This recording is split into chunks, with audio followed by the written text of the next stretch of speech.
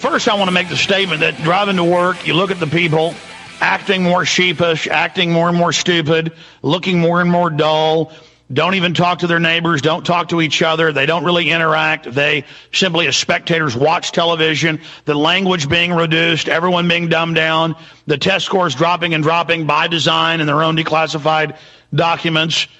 And so the elites say, see, they're all a bunch of dumb animals. They deserve to die. They say it's prima facie evidence that the population deserves to be reduced and exterminated and culled because they, if they were the fittest, they would be fighting back or at least joining the elite. But when you really study the global elite, they actually say they want to catch people at birth and use genetic screening to target what they call kind of rogue elites. So this really, it's evil enough to say they want to dumb everybody down and enslave them and kill them because that's what they're doing for the species. But it's even worse when you really find out they're trying to mutate humanity, dumb humanity down, and that they have accentuated and created a feedback loop to really turn the public into these self-propelled stomachs that literally can hardly think or talk. So it's so diabolical. And I want the public to know from all the gauges I have, we're just 5-10 years off, maybe even closer at current growth of them releasing the mass bioplagues. They've just got to have a few more staged events to fully get us locked down, and then they can really start the job of culling 85 to 90% of us, depending on which globalist document you see. And they've done everything else they said they would do. That's the thing. We're not saying this for effect here. They really are going to do this. And they really are going to carry this out. They really are going to kill most of you listening right now. They're saying it.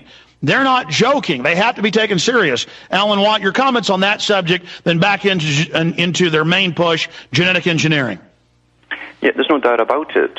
Even to do with their ideas they came out with in the 1800s, and you had Galton in England and you had Davenport in the U.S., they had already come to believe at the top that some big leap forward had occurred in the past, and that they, being the elite of the day, were the natural products of that, and everything else beneath them was an inferior type of human. And now we've seen all the headlines. We've seen BBC and Reuters showing the superhuman and then the suboid dwarf goblin. They're now saying, and the joke is, they're now saying we're the suboid dwarf goblin, and we do kind of look like that and act like that. Mm-hmm. That's correct, and they said that, and this is another basic part of their whole philosophy, is that you can't breed people up from the bottom.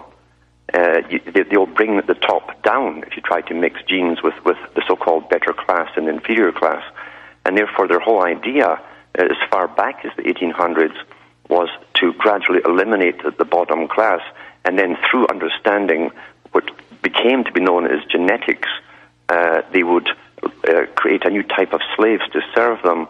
But they also knew, and Lord Bertrand Russell stated this, that they'd have to catch children at school, young men, very early on, who had leadership abilities and intellect, but whom they knew, because of their genetic lineages, and by studying the parents and grandparents and personality types, they knew they wouldn't conform and serve the elite. They could rebel against them. And therefore they'd have to pick them out, and if necessary, they'd have to eliminate them. And by the way, that is in hundreds of government PhD documents, and let me give sources now.